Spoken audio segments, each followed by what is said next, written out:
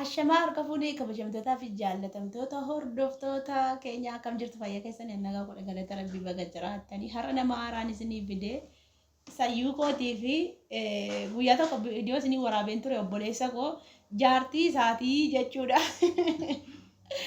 Jaartii obboleessa kootiitii jechuudha. Isaan kana immoo beektu obbo guddaa waan beektu obbo guddaa subscribe dhaame nagaa gaafadha. Nagaa jirtuu fayyaa jirtuu.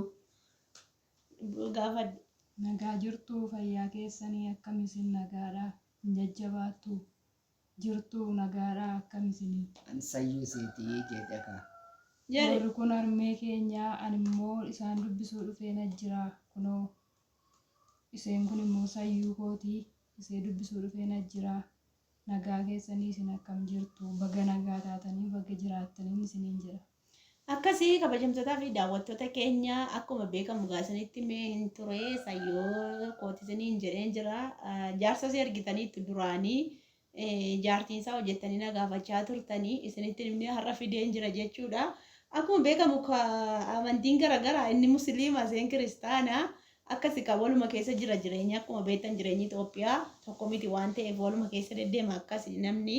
Ani immoo akkam jannateen jiru dhugaa akkam ergi mammaatti galee akkam kooruun barbaanne in mul'ata laata mormi koo mul'achaa hin jiruni. Akkatti kaala kooruu barbaade naa ta'u dide barmeettatti kan illee fudhadhee magalee amma mana ba'uuf hin jedha aduu keessa deemuuf jenna aduu keessaan fayyadde deema fudhannee galee ishee kana illee fudhadhaa galaa isanii jechuu barbaada. Imma akkam hin koorre. Koortee jirta. Ta'eera. Bashannantee malee. Dhugumaa. Bashannantee jiraatta malee.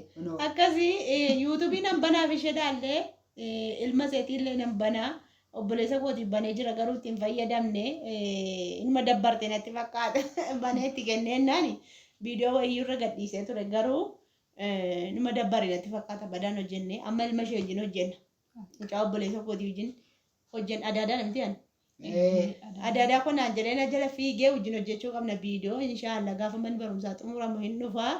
Gaafa inni dhufee jedhu isaa wajjin viidiyoo jennaa akkatti hojjeta illee nan barsiisan iyyuu hin beeka garuu xiqqoo agarsiisa malee inni iyyuu hin beeka nama barumsa qabudha waan ta'eef. Kutaa 10 barataa. Kutaa 10 barataa sanii irraan iyyuu immoo hin danda'a namni barumsa qabu immoo akkasii daasbooratti na barbaaddu. Daasbooraa wayii naaf fuudhuun jedhu Hin danda'amu. hin danda'amu. Rakkoon hin jiru. Gaafa inni dhufasuma keessaa laallattaniitu haadha kana afuudhuu fi daasbooraa wayii malee biyya keessaan fuudhu. Amma umuriin isaa waggaa 17 ta'eera. Bakka. Bakka fuudhu kana malee. Fuudha amma sichaaf danda'a. Gaafa inni dhufu laallattaniitu miisa jima jalatti barreessaa fi rakkoon hin jiru. Haati isaas kunoo bareeddudha waan ta'eef innis bareedaadha. Rabbi nuuf haa guddisu saniif iyyuu isaa wajjin dhufna viidiyoo babbareedaa wajjin hojjenna dheetii yaada gaafa inni dhufee jedhu. Harmeen isaas immoo jirra waan jirtuuf iyyuu hin hojjetti isheen iyyuu jechuudha jabdu nama barumsa qabudha. Asumaan dooftoriidha isheen immoo jechuudha. Ogummaa fayyaan baradhee kiliinikaan neersiidha. Kan ogummaa adda addaan qaba. Wantoota akka dhugaatii aadaa kanaa, wantoota akka birzii, wantoota akka daadhii kanaa, wantoota akka farsoo kanaa, nyaata aadaa kanaan hojjedhee ijoollee guddisaa jira. Ogummaa adda addaan qaba. Ogummaa fayyaatiinis ogummaa gaariin qabachuudha. Dooftorii turte dooftorinnati amma dhiiftee nagadatti deebite jechuudha isa caala jedhanii birrii isaa wanta caaluufitu gara caalu filattee jechuudha akkuma dooftoroota keenya warra yuutuubii kana hojjetan hin beektu mitiire. Mindaan mootummaa yeroo ammaa kana badaa nama hin fayyadu. Wanta harka ofiitiin hojjetanii ogummaadhaan hojjetan kanatu gaariidha jedheen hojii ogummaa kootii sana dhiisee gara nagadaatti deebi'e jechuudha. Nagaddi amma jechuudha. Saniif dooftorummaa dhiiftee jechuudha. Sana gaddi saniif iyyuu yuutuubii banaddaa yuutuubiin isin fayyadaa jedhiin dhugaa barumsi agasmara waan akkasiillee nama gorsuun hin ta'u agasmara tokkuma kanuma sammuu cimaatti qabu malee yookaan immoo kan mootummaa miti kan dhuunfaa yoo baratte malee waan ijoolleen keenya iddoo guddaa gahaan jiranii. Namuma nagaditu iddoo guddaa gahaa jiru. Nagaditu iddoo guddaa gahaa malee miindaa ji'aan eeggachuun bara kanan barbaachisu. Inni ulfaata dhugaa rabbii amma hojjetaan mootummaa kan hojjechaa jiru dhugaa rabbii hedduu tokko ulfaata birriin nuun ga'u jedhanii boo'u areenuma boo'a bakka isa bukkeetti nagadafaa yoo nagadatan malee hojii sana guyyaa hojjechaa oolanii galgala yommuu sa'aatii 11 ba'anii nagada kan biraa biratti nagadatan malee hin ga'u dhugaa rabbii birriin jireenyi wuddii ta'ee jira waan ta'eef hojjetaa mootummaatiif cirumayyuu hin ta'u dhugaa rabbii. ta'u hojii mootummaan ta'u Baay'ee ana ulfaata. immoo ogummaa koo dhugaatii aadaan hojjedhan isiniin jedhee kana bukkeetti immoo kanneen akka lukkuu guddisanii gurguruu bukkeetti nan hojjedha. Hojii adda addaan beekaa jechuudha. Kanaanin daa'ima lama guddisaadha. Daa'imni koo inni hangafaa waggaa 17 inni lammaffaa ammas mucaa dhiiraatii waggaa 12 jechuudha. Inni Gurguddataniiru. hangafaa kutaa 10 barataa barumsa isaatti baay'ee cimaadha. Inni lammataa immoo waggaa 10 kutaa 4 barata jechuudha. Bakka jechimtuudha ijoolleen seeyyuu jechuudha. Cimtuudha. Akkasumatti ijoollee guddisaa jirti. Akkasumatti jiraatanii wal guddisaa jiru.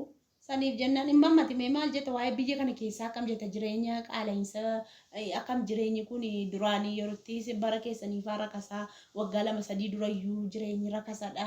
Amma immoo widdii ta'e jireenyi mee akkamii maal isinitti fakkaata maal argaa jirtu? Cima malee wanta siin cima malee wanti bara kana cimaadha.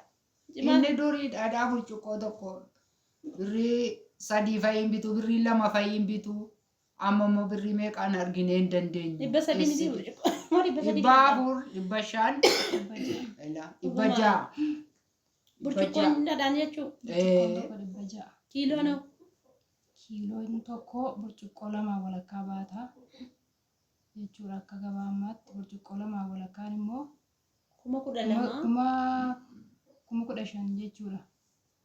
1,500 1,500 kiiloon tokko jechuudha. 1,500 taa'achuun. Rabbii jireenyi ulfaata dhagaa. Xaafiin akkasuma nu biraallee kiiloon birrii 15 jechuun kiiloon 10 birrii 1,500 kuntaalli 15,000 jechuudha. Baay'ee cima asiis akkasuma asiis akkasuma. Asiis akkasuma cimaa jechuudha. Cima. Saniifuu jireenyi isa duraa irra sammaatu guddiidha jechuudha. Garuu maan qansiraan amma Namni tokko irra birrii 600 700. 700 buna ciraan iyyuu. Sanuu akka sa'aatii 8tti jechuudha. Sirriidha. Buna ciraan 700 amma sa'aatii 8tti jiran gubbaa keenya. Qoy kaa maal wanti bitanii soo akkasuma guddii ta'e garuu. akkasuma. Waluma duukaadha. Ana akka Wanti kootti nyaatan wanti dhugan isuma. ana akka kootti jireenyi qaalii natti hin taane. Guddii natti hin taane. Maaliif jennaani dura amma yerootti qansiraa hojjedhu birrii 45 fa'i. Birrii 40 fa'i. Wanti bitamus akkasuma xaafiin kiiloon tokko 16 fa'i. 18 fa'i inni adiin faan. Saniifuu amma immoo birriin qansiraa ittiin hojjetanii achii Finfinneedha 700 800. Saniifuu waluma duukaa jira. Wal duukaa jira. Waluma duukaa jira amma jireenyi waanuma qaalee wayii isinitti fakkaate malee wanti bittus mi'a wanti gurgurtus mi'a. Gurgurtus mi'a. Kun amma jireenya qaaleensa jedhama ree. Hin jedhamu. Hin jedhamu dhugaa rabbii.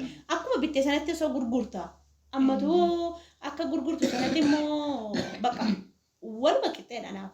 Jireenyi waan natti waddadeen qabu nama jiraachuu jireenya beekuu fi nama waa'ee birrii beekuu fi jireenyi tokkuma. Garuu isaanitti isa durii yaadatanii isa yeroo deemsaafaa yaadatanii dura akkasitti waan akkasii bitannaa jedhu. Qansiraatti dura hojjettus xiqqoodha. Birriin isaa. Xinnoodha. Sababii kanaaf ana garaagarummaa natti hin qabu jireenyi. Isinitti cimeera. Jinnee waan nu laaffisuu danda'a. Rabbi Nu laaffisuu danda'a. Akkasii bakka haasaa baay'ee sana ittiin baay'isuu armee abbittii baasin barsiisuu dhufee akkasaan amma miidiyaa irratti argitu isaa yeroo hundumaayyuu. Qaansayyuu kan ammoo baay'een jaalladha. Yeroo mucaa koo isa hangafaa garaatti baadhu isheen daa'ima waggaa 10 turte. Nan guddisa jechuu nan danda'a. Baay'een jaalladha sayyuu koo kana. Amma waggaa meeqa nan ta'a? Amma abbittiin ergasii dhalate waggaa 17 ta'eega. Ati immoo yeroo sana dhalattee nama waggaa 10 yeroo abbittii ulfa garaatti baadhu. Ogumaan. Waggaa 30? 27. 27 qofa moo? 27 qofa. Gaafa si ilaalan garuu nama guddoo fakkaata. Umriin kee 27. 27. Maali maali? Dullatti naan jedha lammatana jalatti. Dullattii miti sayyuun koo dullattii miti. Waggaa 27 baraa bakka sayyuun koo dullattii miti. Lammatti dullatti naan jedha. Umurii ishee anatu beeka. Murkatti guddatte abbaa warraa koo wajjiniin.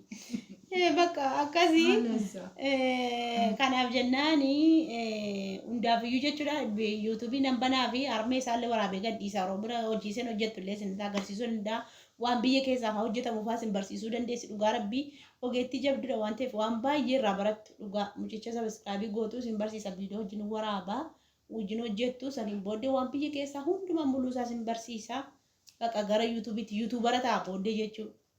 Saniin booddee biyya keessaa moo fuudhola daaspooraa naa fuudha. Daaspooraa naa fuudha mucaan koo barumsa isaattis baay'ee cimaadha. Ammumayyuu speeshaal kilaasiidha barataa baay'ee jabaadha mucaan koo barumsa isaatti. Baay'ee jabaadha. Akkasii viidiyoon keenya kana fakkaata waan nu dhaggeeffattaniif guddaa tokko galatoomaa baay'ee.